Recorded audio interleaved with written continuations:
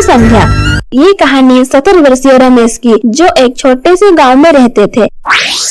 बचपन में रमेश बहुत ही खुश मिजाज थे। उसके पिता माता किसान थे और उन्होंने रमेश को बहुत अच्छे संस्कार दिया था। गांव के हर गली, हर मोड़ पर रमेश की यादें जुड़ी हुई थी। रमेश ने पढ़ाई पूरी करने के बाद शहर में नौकरी की तलाश की। कई साल मेहनत और संघर्ष के बाद उन्हें एक सरकारी नौकरी मिल गई। अपने मेहनत और ईमानदारी के कारण वो जल्दी ही तरक्की करने लगे। उन्होंने अपनी जिंदगी के सारे सपने पूरे किए, लेकिन इस भागदौड़ में उन्होंने अपने परिवार को समय देना कम कर दिया था।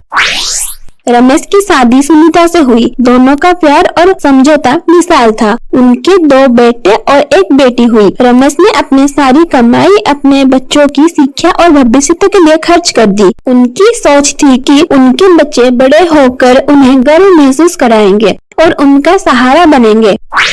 समय बीतता गया और बच्चे बड़े हो गए। उन्होंने अपनी पढ़ाई पूरी करी और नौकरी के लिए शहर चले गए। रमेश ने अपने दोनों बेटे की शादी धूमधाम से की। उनकी बेटी की शादी भी एक अच्छे से घर में कर दी।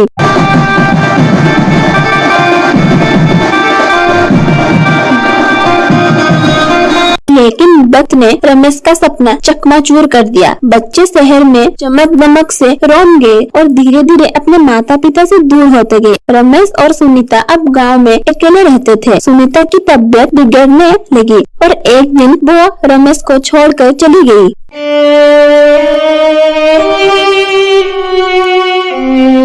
अब रमेश पूरी तरह अकेला हो गया था। उसकी तबीयत भी खराब रहने लगी, लेकिन उसके बच्चे के पास इतना टाइम नहीं था कि वो अपने पिता का हालचाल जान सके। गांव वाले रमेश का ख्याल रखते थे, लेकिन वो अपने बच्चों की यादों में रात दिन तड़पता था।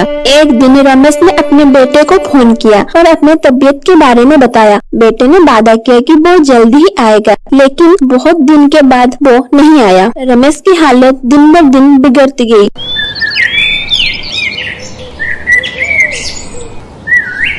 और एक दिन उन्होंने इस दुनिया को अलविदा कह दिया। गांव के लोगों ने मिलकर उनका अंतिम संस्कार किया और उनके बेटे को खबर दी। जब बेटे यहाँ पहुँचे तब बहुत देर हो चुका था। उन्होंने अपने पिता को खो दिया था और उनके पास सिर्फ पछतावा के आंसू थे।